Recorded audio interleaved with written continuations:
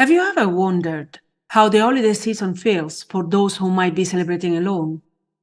Have you ever wondered how the holiday season feels for someone who has spent a lifetime celebrating, but this year are facing situations where the festivities are just a distant dream? Is loneliness during the holidays affecting someone you know, or perhaps even yourself? If so, join me after the intro as I reflect on how loneliness can impact us, especially during the holiday season. So grab a cup of coffee, settle in, and let's start. Hi, I'm Rosanna D, and this is Forgive and Thrive, a podcast where we explore what thriving in life means and how we can achieve it, irrespective of our past, current condition, and expectations that those around us or society in general may have. Let's go. Welcome to the Forgive and Thrive show. As the holiday season unfolds, with its glittering lights and work gatherings, there is a side of the story that often remains unspoken. A side that whispers of solitude, echoes of quiet celebrations, and the resilience of those who find themselves alone during the festive season. You see, the holidays are often painted as a time of togetherness, a season where families gather around tables laden with love, laughter, and shared traditions.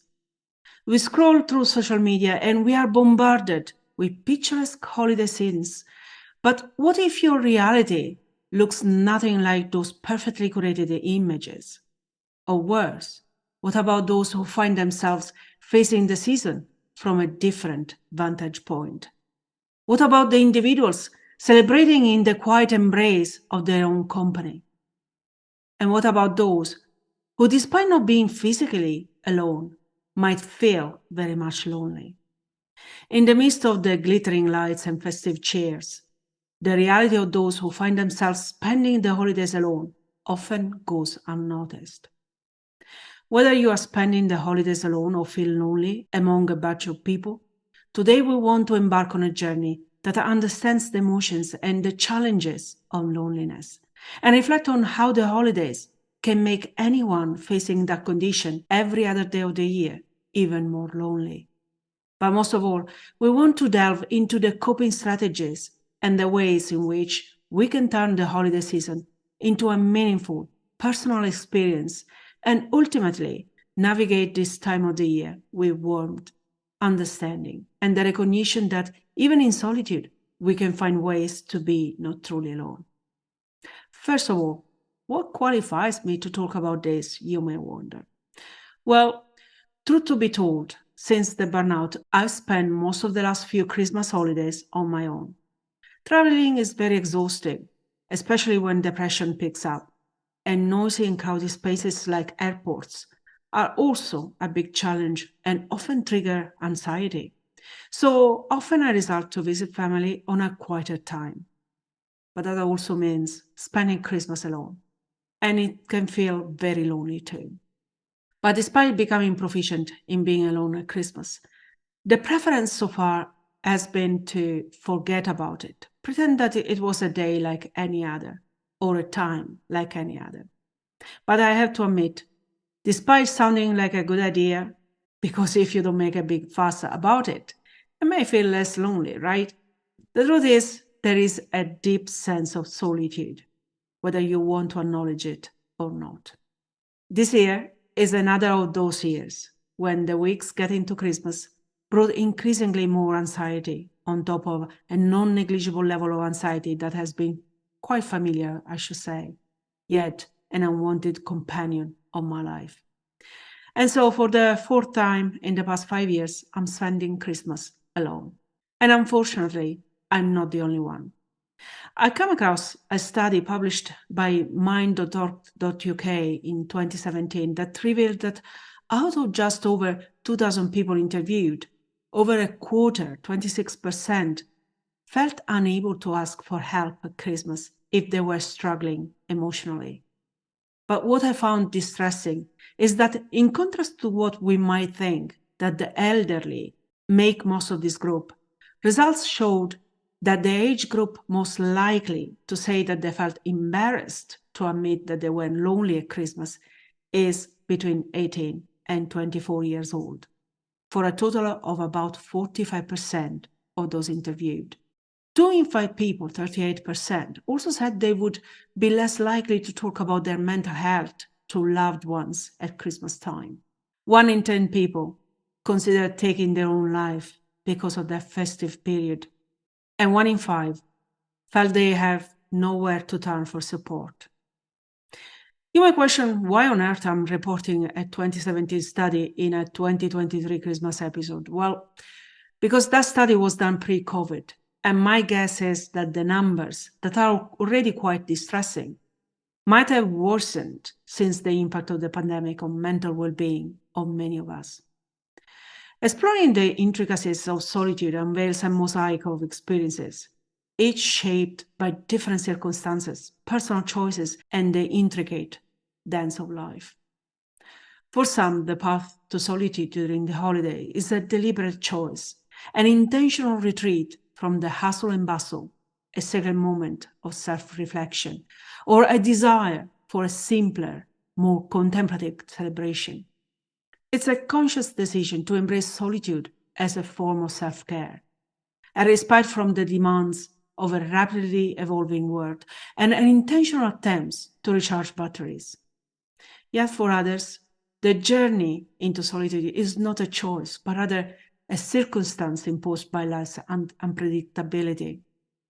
I'm thinking of the elderly, for instance, who perhaps, having outlived their closest companions, now find themselves navigating the holidays with memories as their only company.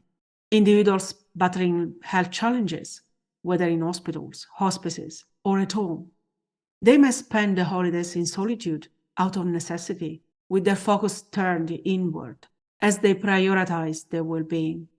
I'm also thinking of those whose professions or life circumstances place them far from home or loved ones during the holiday season, expatriates, military personnel, or humanitarian workers.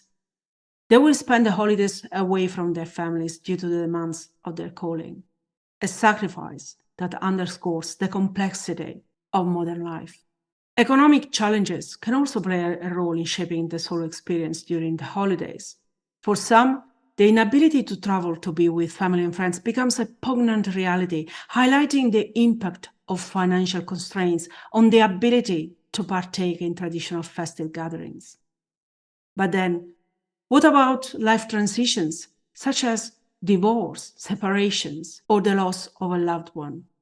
This too can cast a shadow over the holiday season. For those navigating those transitions, the holidays become a reminder of change and loss, and the choice to spend them alone may serve as a form of self-preservation, a way to navigate grief in solitude. As we peel back the layers of these diverse reasons, it becomes quite clear to me that spending the holidays alone is a deeply personal journey. It's shaped by many factors, often reflecting the dance between choice and circumstance, resilience, and vulnerability. Our exploration serves as an invitation to recognize and honor the richness of these individual stories, fostering a deeper understanding of the different paths that lead to spending the holidays alone. Whatever the reasons, being alone is never easy, especially when all around you speaks of celebration. And when being alone comes out of necessity, the emotional challenges faced by individuals are complex, navigating through a spectrum of feelings that can range from the poignant introspection to the shadows of profound loneliness. And loneliness is a silent companion for some during the holidays that takes on a unique hue in solitude. The absence of the familiar shared laughter and of the warmth of companionship can intensify the sense of isolation. In a world that seems to embrace togetherness, those spending the holidays alone may grapple with a palpable emptiness, a feeling that the joyous echoes of celebration are somehow distant and out of reach. Isolation, both physical and emotional, is never easy to live with. And because it often comes with a sense of disconnection and solitude, isolation can profoundly impact individuals by exacerbating feelings of loneliness, triggering mental health challenges, and diminishing overall well-being. And we have all had a sense of what it means during the recent pandemic. But it becomes even more so a formidable challenge for those spending the holidays alone. The sense of being disconnected from the celebrations can cast a heavy shadow, emphasizing even more the contrast between the festive exterior and the quiet interior of a solitary celebration. The potential impact on mental well being is an undeniable facet of this experience. The holiday season, with its emphasis on joy and connection, can amplify pre existing mental health challenges or contribute to the onset of symptoms. The weight of societal expectations, coupled with the solitude of the season, can create a perfect storm for feelings of sadness, anxiety, or even depression. For the elderly, spending the holidays alone may trigger memories of times where family and friends were present, amplifying a sense of loss and nostalgia. Those dealing with health challenges might confront the emotional toll of facing the season in the shadow of their conditions, navigating a delicate balance between self care and the desire for festive engagement. Amidst the festive celebration, there exists a shadow, a subtle yet pervasive stigma around solitude during this time of the year. This unspoken societal expectation that the holidays should be spent surrounded by loved ones contributes to feelings of inadequacy, exclusion, an undercurrent of societal judgment for those who find themselves embracing solitude. In a world that frequently extols the virtues of family, friendship, and shared celebrations, those celebrating alone can feel like outliers, a deviation from the norm. The pervasive message suggests that true joy is only found in the company of others, which may foster a sense of inadequacy in those who choose or find themselves celebrating in solitude. This narrative and the ubiquitous images of festive gatherings on television, in movies, and across social media platforms become constant reminders of this perceived ideal and can inadvertently contribute to a culture of exclusion. I suppose that these feelings of inadequacy stem not only from societal expectations, but also from the internalization of these ideals and the self imposed judgment that comes from comparing their holiday experience to the curated narratives presented by others. The internal dialogue often echoes the external societal messages, worsening the sense of inadequacy and exclusion, and the yearning to conform to the presumed norm, contributing to a cycle of disempowering emotions. This is mostly where I am at right now. So I've been thinking what I can do to release these disempowering emotions and go through this time of the year alone without feeling lonely. And perhaps even finding ways or a way to turn this time into something positive. I found a number of possible ways to make sense of that time alone. So if you're facing Christmas alone, I invite you to think if any of them can apply to you and your particular situation. And if you have ideas that I haven't considered below, then please let me know, because reinventing Christmas as a one-person celebration is an uncharted territory for me as well. First and foremost, if you feel that emotions of inadequacy are raising and putting in jeopardy or worsening your mental well-being, please, please, please cut yourself some slack. Be compassionate of where you are. You are doing the best you can with what you have. As it often happens, be aware that not everyone might be able to understand you, especially if spending this holiday season in solitude is a choice. But that is perfectly okay. It's where they are at, and they might not have the same view you have, or feel what you feel, or know what you know. So if someone becomes loud in judging you, consider it's happening out of their limitations. My advice is not to invest any time and energy that you might have in short supply anyway, because you can't control what they think or want from you. Instead, use the mental energy to exercise some good self-compassion and self-forgiveness for anything you wished you could have done or experienced and it didn't happen. In that, there is an aspect that often goes overlooked, and that is the importance of self-care and self-celebration. Crafting personal rituals and activities that bring joy becomes not just an act of defiance against solitude, but a profound affirmation of one's worth and well-being. Self-care during the festive season is not just about pampering and relaxation. For those spending the holiday alone, it becomes a lifeline, a deliberate and conscious effort to prioritize mental, emotional, and physical health.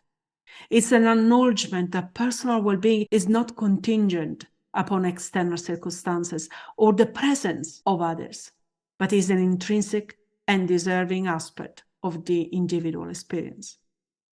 Self-celebration, seen as a deliberate and joyous engagement with ourselves, becomes central, and personal rituals and activities tailored to our unique preferences and desires signify that we are worthy of celebration. How does it look like? Well, that depends very much on your preferences and what brings a sense of fulfillment and joy to you. It could be indulging in a favorite hobby, immersing yourself in creative pursuits, going for a long reflective walk, or savoring a delicious meal prepared with care. The sky is the limit. The point, I suppose, is to be present in the moment, appreciating the small pleasures and cultivating a sense of gratitude for ourselves and being intentional. With this in mind, can we adapt existing traditions to our solitary celebrations? Or perhaps even craft new ones that take our newfound condition into account? The process of adapting traditional customs begins with acknowledgement of the need for change. This means to consciously recognize the need to celebrate, even if in solitude, and to shape that celebration in a way that resonates with our personal circumstances and desires. It's an invitation to reimagine rather than mourn, to innovate rather than replicate, and to discover meaning in the act of creative adaptation. Adaptation is not merely about substitutions or compromises. It's a conscious act of reframing tradition to align with personal values and circumstances. I've been thinking about how this can be done, so here are a few ideas. One avenue of creative reimagining celebration involves the culinary landscape. If you enjoy cooking, this might easily resonate with you. It could become an opportunity to transform the act of cooking and baking into a delightful adventure, and your kitchen into a laboratory of joy. This might mean crafting a personalized menu inspired by your favorite flavors or dishes, or even experimenting with brand new recipes exclusively designed for one. A big part of the Christmas celebration is the exchange of gifts. What about transforming the concept of gift giving into a self-gifting ritual? This would be an intentional act of acknowledging your personal achievements, growth, and resilience throughout the year. It's about recognizing that you are still here, fighting for your own sake, and that's worth of recognition. It doesn't have to be anything massively expensive. It could be anything ranging from a cherished book or a spa day at home. The art of self-gifting becomes a tangible expression of self-love and appreciation. Beyond the material aspects, creative reimagining extends to the realm of experiential traditions. You might find joy in exploring new holiday-themed activities that resonate with your interests. This could be a solitary winter hike, a contemplative visit to a holiday art exhibition, or even a cozy night in with a favorite movie marathon. This way, the celebration becomes a curated experience designed to nourish the soul and awaken a sense of wonder. What else? Well, another aspect typical of Christmas is about decorating the house. with all sorts of ornaments, textures, and Christmassy colors. Being alone doesn't mean that you cannot decorate your home. And spending time alone actually releases the pressure of having the perfectly curated ensemble of ornaments or Christmas tree or lights. You can reframe what decorations means to you. It could be something as simple as a table centerpiece, showcasing ivy and a few small Christmas tree decorations. The sky, again, is the limit. A popcorn string is easy, cheap, and fun to make. The idea here is that the act of decorating becomes a form of self-expression when you turn your home into a sanctuary of festive delight. Whatever you do is great.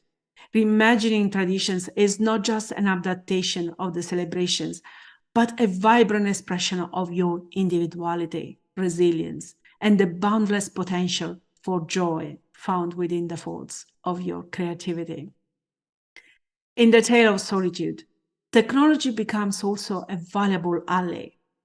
Virtual connections offer the opportunity to share moments of celebration with friends and family, transcending the physical distances and creating a sense of togetherness. One of my nephews has already suggested a virtual tombola game night, and this suggestion alone melts my heart. In the digital age, online communities can be vibrant spaces where individuals can establish connections beyond geographical boundaries. From forums to online events, this community provides a sense of belonging that fights the limitations of solitude. And if going virtual is not really your thing, there might still be opportunities for connection right where you are. Local organizations and communities, as well as neighborhood initiatives, can play all a pivotal role in fostering meaningful connections and alleviating the sense of isolation. If this is something of interest for you, you can check local papers, associations, charities, community centers, and religious-based networks to learn what is happening in your own area. These local organizations stand as pillars of support, often becoming lifelines for those navigating the holidays alone. From fostering inclusive events to offering support and companionship, these organizations become bridges that connect individuals with shared experiences, reminders that solitude doesn't have to equate to loneliness. And if you have the energy, why don't investigate if you can help local charities and organizations with events that they are already planning? Help is always welcome, and volunteering provides a platform for individuals to connect with like-minded people who share a passion for making a positive impact. And it offers a powerful antidote to loneliness, transforming the act of giving into a profound source of connection, purpose, and community. Whatever your circumstances, don't let being alone on Christmas hold you back from enjoying the festive season. You are worth of celebrating, even if you are on your own. Embrace the joy and the magic of this time in your own special way. As we conclude this episode, I hope that my reflections serve as a reminder that no matter where you are in life and whatever your story, you might be physically alone, but don't need to feel the weight of loneliness. You can reimagine, adapt, and creatively shape your own celebration. And perhaps even forge new connections with people that can support you right where you are. And with that in mind, I want to leave you with a quote from Brie Luna who said, "The holidays can make many people feel isolated and very alone. Know that you are loved and supported, even if it doesn't feel that way." What have you planned for this Christmas festive season? Are you with family or alone? If alone, let me know in the comments below if any of the ideas above has resonated with you and if you found different ways perhaps to celebrate this time of the year when alone. With my warmest wishes for a peaceful and serene Christmas, wherever your conditions, I invite you to join me next time where we will continue exploring inspiring and challenging situations. Because remember, we are together in this journey. Thanks for watching. If you enjoy this content, subscribe to our channel and don't forget to hit the notification bell and like this video. See you in the next one.